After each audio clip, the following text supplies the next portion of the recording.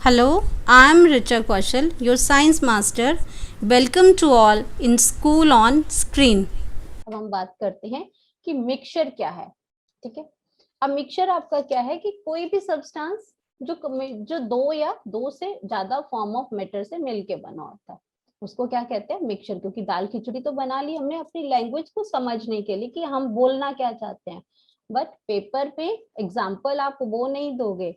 Example आप इस तरह का डिफाइन क्लियर करोगे लिखने के लिए। ठीक है, कि mixture are substances composed of two or more forms of matter. ठीक है, कोई भी दो मैटर की फॉर्म है वो अगर मिक्स होती हैं तो वो क्या बना देती हैं? मिक्सचर बना देती हैं। ठीक है, अब उसको हम फिजिकल मेथड से सेपरेट कर सकते हैं, बट कंपाउंड में फिजिकल मेथड से सेपरेट नहीं कर सकते थे। ठीक है, वहां पे हमें कोई भी केमिकल एक मेथड यूज करना पड़ना था। अब इसमें क्या आ गया? मिक्सचर में solution of salt and water है, mixture of sugar and water है, या डिफरेंट गैसेस हैं, या एयर है। ये सारे एग्जाम्पल किस चीज के हैं? मिक्सचर के हैं, क्योंकि आपकी एयर भी क्या है? मिक्सचर का बहुत सारी गैसेस का मिक्सचर है। इसमें सॉल्ट एंड वाटर को डिजोल्व किया आपने, ठीक है, उसको पानी लिया ना, उसमें चीनी डाल दिया, नमक डाल दिया, उसको डिजोल्व किया, तो ये क्या बन गया? आपका मिक्सचर बन गया। ठीक है, अब आपका in any mixture, the various components do not combine through any kind of chemical change. उसमें कोई भी केमिकल चेंज नहीं होता है। ये इंपॉर्टेंट है मिक्सचर में कि उसमें कोई केमिकल चेंज नहीं होगा, कोई नया प्रोडक्ट नहीं बनेगा। नमक चीनी घोला तो उसमें नमकीन या मीठा टेस्ट ही आएगा। कोई नया प्रोडक्ट नहीं, सोडा नहीं बन जाएगा वो। अगर आपने चीनी घोली है उसमें सिर्फ और पानी के अंदर, तो वो चेंज होके सोडा नहीं बन जाएगा जब तक आप उसके अंदर वो उसके कॉन्सिक्वेंस ना डालें वैसे तो।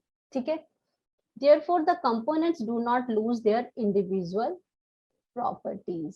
ठीक है, जब उसके अंदर कोई केमिकल चेंज ही नहीं होगा, कोई नया प्रोडक्ट बनेगा ही नहीं, तो वो अपनी इंडिविजुअल आइडेंटिटीज को खत्म ही नहीं करेंगे। नमक डालेंगे तो चीनी का टेस्ट नहीं देगा, उसकी जो नमकीन टेस्ट है वही रहेगा।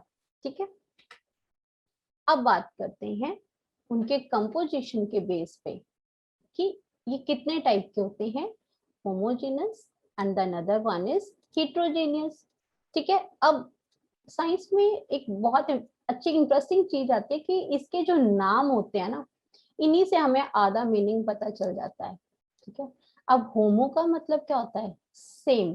होमो का मतलब क्या होगा? सेम। जीनियस का मतलब क्या होगा? कॉम्पोजिशन। जिस मिक्सचर में through out the solution same composition रहेगी। ठीक है, कौन सी रहेगी? अगर उसमें सेम कंपोजिशन रहती है, ठीक है, तो उसको उस मिक्सचर को हम क्या कहते हैं? Homogeneous mixture. फॉर एग्जाम्पल, हमने क्या किया कि बार बार से हम लोग ना नमक चीनी के घोल बनाते हैं, क्योंकि बहुत कन्वीनियंट एग्जाम्पल है और घरों में मैक्सिमम जो कुछ काम नहीं करते उन्होंने भी बनाया होगा। इसलिए हम कोशिश करते हैं ऐसे एग्जाम्पल देने की जिससे तुम रिलेट कर सको अपने साथ कि ये जो हम समझा रहे हैं और जिसको तुम अपने आप से कर भी सकते हो। ठीक है, क्या किया? पानी का गिलास लिया और उसमें क्या किया? नमक घोल दिया। ठीक है, चीनी भी घोल लो साथ में, चलो लेमन भी डाल लो, अच्छे से स्टिर करके घोल के रख लिया। अब क्या करते हैं? हमने उसको ऊपर से एक चम्मच ले लिया, घोल दिया पूरा अच्छे से डिजोल्व हो गया, हमने एक स्पून ले लिया, उसको टेस्ट किया। ठीक है, तो उसमें जो कॉम्पोजिशन आई, फिर क्या किया? हमने सोचा कि ऊपर से टेस्ट ऐसा आ रहा है, तो क्या तुम्हें लगता है कि जो अगर हम उसको ग्लास को उल्टाएं और नीचे का जो पानी है उसमें से उसको टेस्ट करें, तो क्या दोनों के टेस्ट में फर्क आएगा अगर वो अच्छे से डिजोल्व हो गया है? नहीं, कोई फर्क नहीं आएगा। क्यों? क्योंकि जो हमने जो जो शुगर है, जो सॉल्ट है, जो उसके अंदर डिजोल्व किया है, और वो अच्छे से अगर डिजोल्व हो चुका है, ठीक है, तो वो क्या करते हैं? तो वो उसकी जो कंपोजिशन है, चाहे तुम ऊपर से एक सिप लो या फिर गिलास को खाली करके नीचे जो थोड़ा सा बचता है उसमें से सिप लो, आपको जो उसके जो कॉम्पोजिशन है, जो उसका टेस्ट है, वो सेम ही रहेगा, वो चेंज नहीं होता है।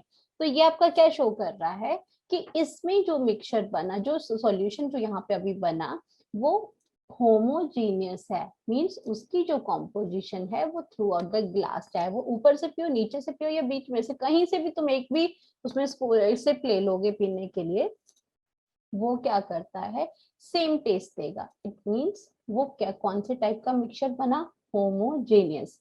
ठीक है, अब बात करते हैं हेट्रोजेनस की। हेट्रो का मतलब है different, genus मीनस, genius means composition. अब क्या करते हो, तुम एक पानी का गिलास लो, ठीक है, उसके अंदर वो मिट्टी डिसॉल्व कर दो, सैंड डिसॉल्व कर दो, ठीक है, कर दी डिसॉल्व, आपने अच्छे से स्टेट कर दिया। क्या हो गया, थोड़ी देर के बाद क्या हुआ कि आपकी जो सॉइल थी, जो आपकी मिट्टी थी या सैंड था, वो धीरे धीरे गिलास के नीचे सेटल होगी, और ऊपर क्या कॉम्पोजिशन में क्या डिफरेंस आ गया।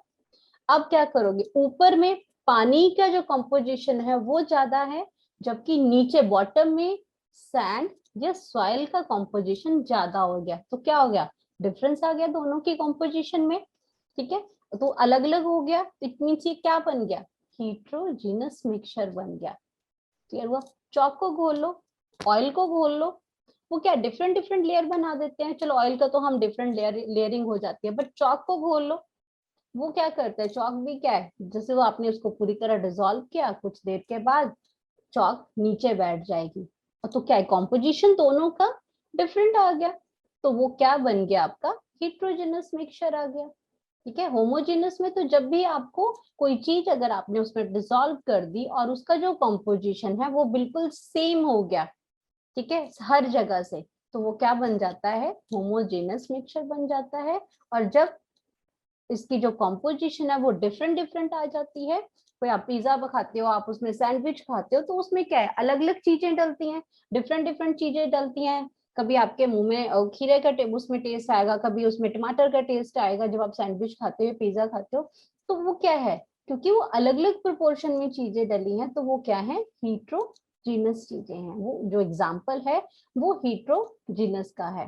तो आई होप सो कि आपको ये अच्छे से क्लियर हो गया होगा। ठीक है, अब जो हमने यहाँ पे समझा उसको बुकिश लैंग्वेज में एक बार देख लेते हैं कि लिखना कैसे है। ठीक है, ये तो आपको एग्जाम्पल समझाया है, लेकिन पेपर में तो वो वाली लैंग्वेज नहीं एक्सेप्ट करते एग्जामिनर। ठीक है, वो समझने वाली होती है, लेकिन लिखने वाली क्या है कि mixture which have uniform composition, you have to write a word, uniform composition मतलब सेम, यूनिफॉर्म मतलब सेम। अब आप सेम भी लिखोगे तो गलत नहीं है, बट जो टेक्निकली जो वर्ड यूज करना है दैट इज यूनिफॉर्म। नंबर जो मिलेगा वो इस तरह से ही मिलेगा, जब वो वर्ड्स, वो पर्टिकुलर वर्ड्स जो उसके लिए केमिकली लिखे जाते हैं, that should be present in that answers. Okay, so uniform composition throughout are called homogenous mixture. Examples आपके हो गए, चाहे वो सॉल्ट है, चाहे आपका शुगर है, चाहे एयर, उसमें एयर है, लेमोनेड है, सोडा वाटर है, व्हाटएवर। ठीक है, ये सारे एग्जांपल क्या हैं, होमोजेनस मिक्सचर्स के हैं, जिसमें आपके आप सॉल्ट और वाटर की बाउंड्रीज को डिफरेंशिएट नहीं कर पाओगे कि हाँ इतने प्रोपोर्शन में आपने नमक घोल दिया पानी में, तो आप उसकी बाउंड्रीज को डिस्टिंक्ट नहीं कर सकते, लेकिन हेट्रोजेनस में कर सकते हैं। ठीक है, कि यहाँ पे सैंड आ गई, यहाँ पे आपका वाटर है, लेकिन एक बार नमक चीनी घुल गई, लेमन घुल गया पानी के अंदर, फिर आप बता नहीं पाओगे कि यहाँ लेमन ज्यादा है, यहाँ लेमन कम है, फिर वो इक्वली डिसॉल्व हो गया पूरे गिलास में, कहीं से भी सिप ले लो आपको बराबर एक जैसा टेस्ट आएगा। Okay, right. General properties homogeneous mixtures की, ठीक है, वही सारी चीजें जो आपको मैंने समझाई हैं। ठीक है, लेकिन लिखना भी तो जरूरी है ना, कि हम लिखेंगे कैसे उसमें। All solutions are examples of homogeneous, particles of the homogeneous mixtures are less than another। ठीक है, इस मिक्सचर का जो आपका पार्टिकल्स हैं बहुत स्मॉल साइज के हैं, छोटे साइज के हैं। अगर ये स्मॉल साइज के हैं, क्यों, क्योंकि ये इक्वली डिसॉल्व हो चुके हैं, इसलिए इनका जो साइज बहुत स्मॉल है। अब अगर ये साइज इसका बहुत स्मॉल है तो ये टिंडल इफेक्ट शो नहीं करेंगे, ये क्या करेंगे, टिंडल इफेक्ट शो नहीं करेंगे। अब टिंडल इफेक्ट क्या होता है, ये टिंडल इफेक्ट हम आपको जैसे ही सोल्यूशन स्टार्ट करेंगे वहां पे आपको ये टिंडल इफेक्ट शो करते हैं। अभी आपको सिर्फ मैं आपको इतना बता रही हूँ कि होमोजेनस मिक्सचर में जब पार्टिकल्स, आपके टिंडल इफेक्ट का क्या है कि लाइट जो है, जब अगर हम किसी सोल्यूशन मिक्सचर में से अगर हम टॉर्च की लाइट पास करेंगे तो वो हमें वो बीम ऑफ लाइट नहीं दिखेगी, क्योंकि हमें कोई चीज दिखती कब है, जब वो पार्टिकल्स उसके अंदर थोड़ा बड़े साइज के होंगे और वो रिफ्लेक्ट करेगी लाइट, तभी तो हमें कोई चीज दिखाई देती है।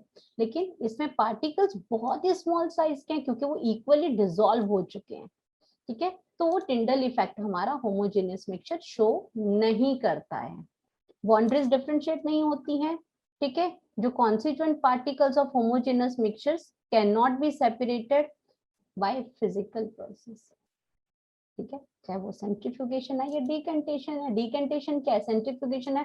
जैसे आपका एग्जांपल है मक्खन बनाना, ठीक है, मक्खन में भी क्या आप मशीन चलाते हो उसमें, तो वो क्या है, सेंटर से उसमें जो लाइट चीजें ऊपर आ जाती हैं और बाकी नीचे रह जाती है, मक्खन ऊपर आ जाता है, वो सेंट्रीफ्यूगेशन का मेथड है। डिकेंटेशन सेडिमेंटेशन के बाद आता है, जब मिट्टी आपकी सेडिमेंट हो जाएगी तो आप उसमें वाटर को ऊपर से निकाल सकते हैं, that process is called decantation, ठीक है। तो उसके बाद है आपका ये एलॉय। एलॉय भी किसी का किसका एग्जांपल है, मिक्सचर का ही एग्जांपल है, ठीक है।